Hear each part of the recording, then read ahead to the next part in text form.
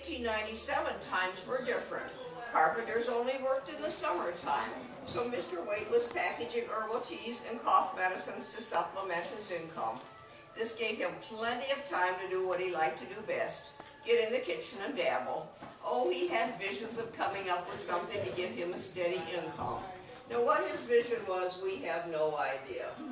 Truth be told, he didn't either.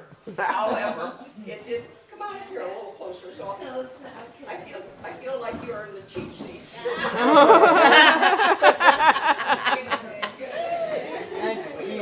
Then for the others, we went to the cheap seats. Mr. Waite worked dibbling around in the kitchen and finally came up with something wonderful: a dried, fruit-flavored gelatin. And his wife May named it Jello.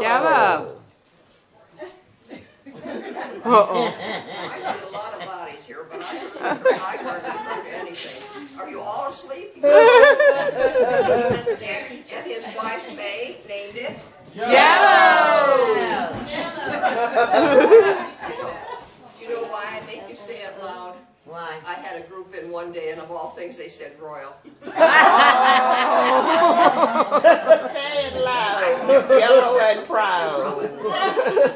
Mr. Waite is so excited he's finally going to be rich. Who? Well, there was a small problem.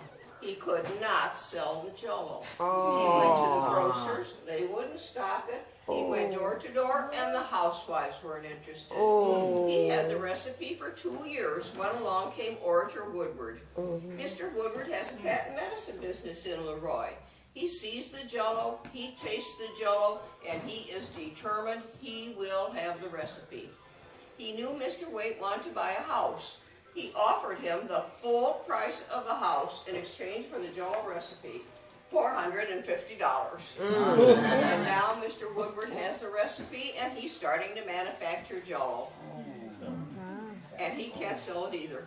One day in the factory, everywhere he looked is all this Jello he's made. He was so frustrated, he turned to his workman, Sam Nyko. Sam, for $35, you can have the whole Jello thing. Oh. And Sam says, but I don't want it.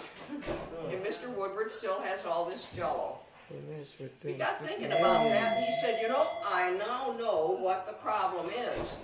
People don't know what Jello is. It was new, it was unusual, and they weren't about to spend their money to see if it worked. So he hired young gentlemen, dressed them up nicely, furnished them with vehicles, and he instructed them. You go out to every village, town, and city, and you hand the housewife a box of Jello or a cookbook. Then you go to the merchant and say, you'd better stock this. These women are going to want it. He created the demand.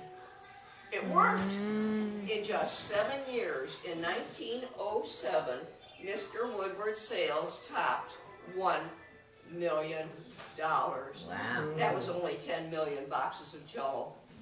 His contemporaries said, you know, Orator is crazy. He keeps giving his stuff away. They didn't understand what was going on.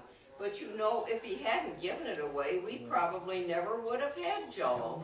But besides that, now we get samples of everything, don't we? Orator proved that it really does work.